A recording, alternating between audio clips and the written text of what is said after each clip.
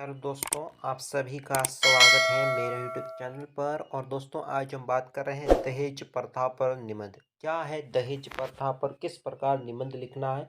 तो सबसे पहले आपको लिखनी है प्रस्तावना।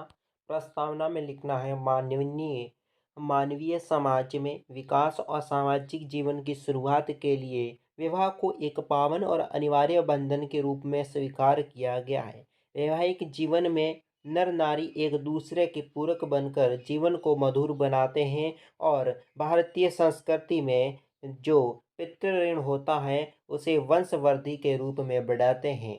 एक पुरुष के जीवन में स्त्री शीतल जल की तरह होती है जो उसके जीवन को अपने प्यार और सहयोग से सुखी और शांतिपूर्ण बनाती है। और भारत आज भारत में समाज में जो अनेक कुरीतियाँ फैली हुई हैं वो सब भारत के गौरवशाली समाज का एक कलंक के समान है। जाति, छुआछूत और दहेज जैसी प्रथाओं की वजह से विश्व में 29 समाज में रहने पर भी हमारा सिर शर्म से झुक जाता है। यानी कि जो दहेज प्रथा जैसी कई कुरीतियाँ हैं जिन्हें हम जानने के बाद दोस्तों हमारा सिर है जो शर्म से झुक जाता है।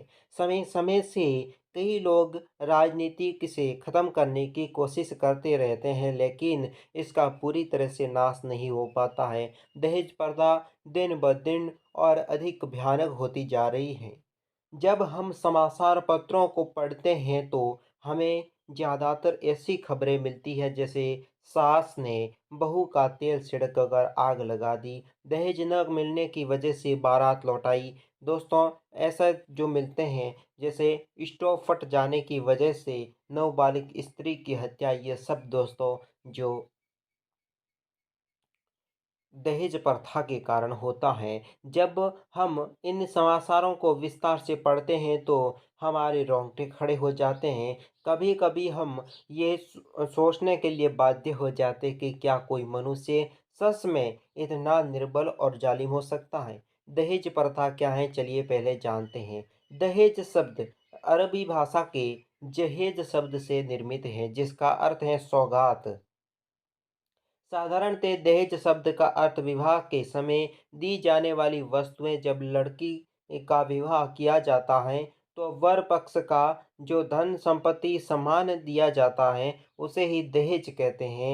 हमारे समाज के अनुसार विवाह के बाद लड़की को माता पिता का घर छोड़कर पति के घर जाना होता है। इस समय में कन्या पक्ष के लोग अपना स्नेह दर्शाने के लिए लड़कों के संबंधित या संबंधियों को भेंट स्वरूप कुछ न कुछ अवश्य देते हैं। दहेज प्रथा का आरंभ ऐसा लगता है कि जैसा कि इस प्रथा बहुत पुरानी है। प्राचीन काल में हमारे भारत में इस कथा का चलन होता आ रहा है। हमारे भारत में कन्यादान को एक धार्मिक कर्म माना जाता है। दहेज प्रथा का वर्णन हमारी लोक कथाओं, प्राचीन काव्यों में भी देखा जा सकता है। प्राचीनतम में बेटी को माता पिता के आशीर्वाद के रूप में अपनी समर्थ शक्ति के अनुसार वस्त्र, गहने और उसकी गृहस्थी के समान भेंट में दिया जाता था। इस दहेज का उद्देश्य क्या था? दहेज का उद्देश्य था वर वधू की गृहस्थी को सुचारू रूप से चलाना। प्राचीन काल में लड़के का मान सम्मान ससुराल वालों से उसके व्यवहार और संस्कारों के आधार पर तय किया जाता था, न कि उसके लाए हुए दहेज पर। सात्विक रूप क्या है? दहेज को एक सात्विक प्रथा मानी जाती है। जब पुत्री अपने पिता के घर को छोड़कर अपनी के पति के घर जाती है, उसके पति घर पराया हो जाता है, यानी कि उसके पति का घर पराया हो जाता है। उसके अपने पिता के घर पर उसका अधिकार खत्म हो जाता है। अतः पिता अपनी मानता संपन्नता का कुछ भाग दहेज के रूप में विधाई या समय में अपनी पुत्री को दे देता है। दहेज में एक और सात्विक भावना भी है। दहेज का सात्विक रूप कन्या का अपने घर में श्री समृद्धि के सूचक माना जाता है। उसके खाली हाथ का प्रतिग्रह और अपशकुन भी माना जाता है। इस वजह से वो अपने साथ कपड़े, बर्तन, आभूषण और कुछ ऐसे प्रकार के पदार्थों को साथ में लेकर जाती है। विकृत रूप दहेज प्रथा का विकृत रूप। दहेज प्रथा आज के युग में एक बुराई की धारणा कर चुका है। आज के समय में दहेज प्रेम पूर्वक देने की नहीं बल्कि अधिकार पूर्वक लेने की वस्तु बन गई है। आधुनिक युग में कन्या को एक श्रेष्ठ और शीतल दर्शन से नहीं बल्कि दहेज की मात्रा से आंका जाने लगा है। आज के समय में कन्या की क्रूरता और कुसंस्कार दहेज के आवरण की वजह से जो आच्छादित हो गई है। आज के समय में खुले आम वर्ग की बोली लगाई जाती है। दहेज की राशि में परिवार का मूल्यांकन किया जाता है। पूरा सम्मान जिसे ग्रहण कर लेता है वो दोस्तों दोष नहीं गुण बन जाता है। इसी के परिणाम स्वरूप दहेज एक सामाजिक विशेषता बन चुकी है। दहेज प्रथा जो शुरू से एक स्वेच्छा और स्नेह से देने वाली भेंट होती है, आज वो बहुत सी विकट रूप धारण कर चुकी है। आज के समय में वर पक्ष के लोग धनराशि और अन्य कई तरह की वस्तुओं का निश्चय करने उन्हें दहेज में मांगते हैं और जब उन्हें दहेज मिलने का आश्वासन मिल जाता है तो वो विवाह पक्का कर लेते हैं। इसी वजह से लड़के की खुशी के लिए लड़के वाले खुशी करने के लिए ही दहेज दिया जाता है। आज के समय में लोग धन का हिसाब लगाते हैं कि इतने सालों में हर महीने का कितना रुपए जमा हुआ है। दहेज प्रथा का क्या है कारण? ये एक तरफ जहाँ पर वर्ग पक्ष के लोगों की लोभी प्रवृत्ति या लोभी प्रवृत्ति होती है, प्रवृत्ति ने भी उसकी कुरीति को बहुत अधिक बढ़ा दिया है। दूसरी ओर कुछ लोगों ने भी जिन्होंने अपना काला धन कमाया है, जिसकी वजह से बढ़ चढ़कर दहेज देने लगे हैं। इसे देखा देखा देख निर्धन माता पिता भी अपने बेटी के लिए अच्छा वर ढूंढने लगते हैं और उन्हें दहेज का प्रबंध करना पड़ता है। दहेज का प्रबंध करने के लिए निर्धन माता पिता बड़े बड़े कर्ज ले लेते हैं, उनकी संपत्ति को बेचना पड़ा और बहुत से कठिन परिश्रम करने पड़े, लेकिन फिर भी वर पक्ष मांगे बढ़ती चली गई। दहेज प्रथा का सबसे प्रमुख कारण यह है कि लड़की को भी बराबर नहीं समझा गया। वर पक्ष के लोग हमेशा एक समझते हैं उन्होंने कन्या पक्ष का कोई एहसान किया है।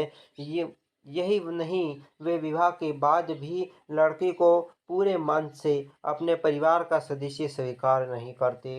इसी वजह से बेचारी सीधी सीधी भावुक नाबालिगों को इतने कठोर दंड देते हैं। दहेज प्रथा के क्या दुष्परिणाम है? दहेज प्रथा की वजह से बाल विवाह, अनमेल विवाह, विवाह विच्छेद जैसी प्रथाओं ने फिर भी समाज में अपना अस्तित्व स्थापित किया है। दहेज प्रथा की वजह से कितनी बड़ी बड़ी समस्याएं आ रही हैं इसका अनुमान भी लगाया जा सकता है। जन्म से पहले ही गर्भ में लड़कियों की जांच की वजह से लड़कियों को गर्भ में मरवा दिया जाता है, जिस वजह से लड़कों और लड़कियों का अनुपात असंतुलित हो गया है।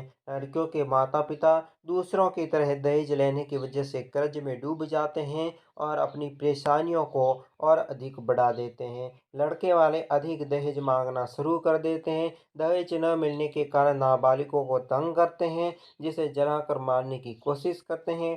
कभी कभी लड़कियां ये सब सहन नहीं कर पाती, आत्महत्या करने पर विवश हो जाती है, फिर तलाक देने के लिए मजबूर हो जाती है। दहेज होने की वजह से योग्य कन्या अयोग्य वर को सौंप दी जाती है। जो कन्या अयोग्य होती हैं वे अपने धन के बल पर योग्य वरों को खरीद लेती हैं। माता पिता अपने बच्चों की खुशी के लिए गैर कानूनी काम भी करने से पीछे नहीं हट जाते। आज के समय में लड़कों और लड़कियों को खुलेआम नीलामी की जाती है। आज के माता पिता को सरकारी अधिकारी, इंजीनियरिंग लड़के और लाखों से कम में नीलाम नहीं करते। इसकी वजह से अनेक सामाजिक कुरीतियां भी उत्पन्न हो रही हैं।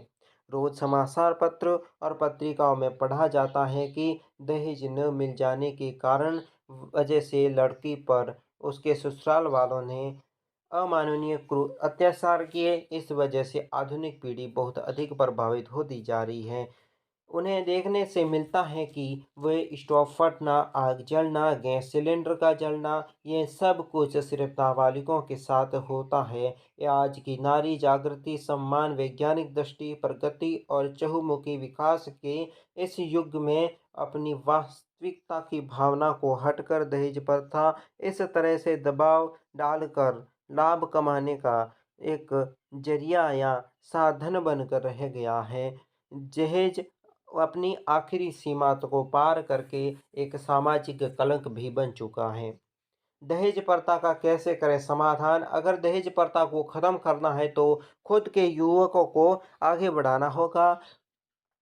अपने माता-पिता के सगे-संबंधियों के बिना दहेज की शादी करने के लिए स्पष्ट रूप से समझा देना चाहिए। जो लोग नाबालिगों के शारीरिक और मानसिक कष्ट देते हैं, युवकों को उनका विरोध करना चाहिए। दहेज प्रथा को खत्म करने के लिए नारी का आर्थिक दृष्टि से स्वतंत्र होना बहुत ज़रूरी है। जो युवती को पैरों पर खड़ी होती है, उस युवती कोई भी अनाप-शनाप नहीं कह सकता। इसके अलावा ये पूरे दिन घर में बंद नहीं रहेगी और सास और ननद के ताने से बच भी जाएगी। बहुत से नाराज़ होने की वजह से मानसिक आय के हाथ से निकल जाने की डर से भी उन्हें कुछ बोल नहीं देगा। लड़कियों की हमेशा लड़कों के बराबर समझना चाहिए। उन्हें भी लड़कों जितना ही अधिकार और शिक्षा भी देनी चाहिए। दहेज की लड़ाई को लड़ने में कानून भी हमारी सहायता कर सकता है। जब से हमारा देश दहेज निषेध विधेयक बना है, तब से वरवक्स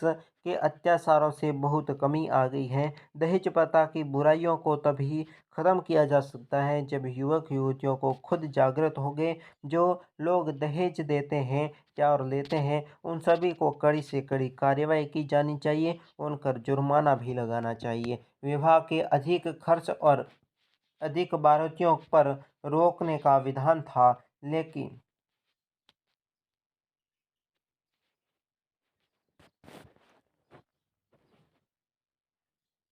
जब कानून में समाज का सहयोग नहीं मिल रहा तो कानून भी विवश हो गया।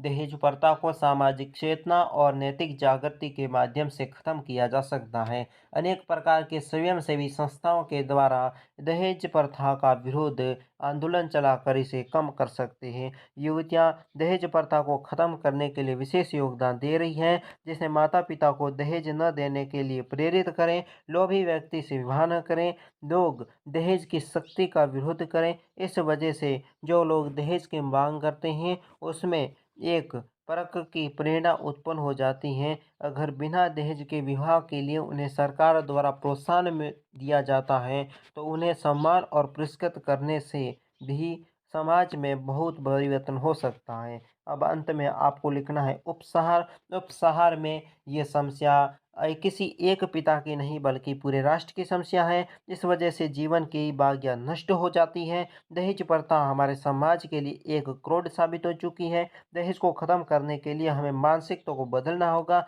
हमें एक याद दिलाती हैं कि हमें अपनी आप को मनुष्य कहने पर अधिकार नहीं है। जिस समाज में दुल्हनों की यातना दी जाती है, वह सभ्यों को नहीं बल्कि बिल्कुल असभ्यों का समाज है। अब ही समय में या आज ही समय में हम सब मिलकर आज कुरीतियों को उखाड़ कर अपने आप को मनुष्य कहलाने का अधिकार वापस प्राप्त कर लें। मनुष्य की सभी कठिनाइयों का सामना करने के लिए हमेशा तत्पर रहना चाहिए और दहेज प्रथा का विरोध करना चाहिए। आज की वीडियो में बस इतना ही। दहेज प्रथा का निबंध आज यहीं मैं समाप्त कर रहा हूँ। नेक्स्ट वीडियो को देखना ना भूलें और आज की वीडियो में बस इतना ही। चैनल को करें सब्सक्राइब, वीडियो को लाइक करें, दोस्तों के साथ शेयर कर लें। और कैसा लगा ये दहेज प्रथा का निबंध हमें कमेंट बॉक्स में ज़रूर बताएं।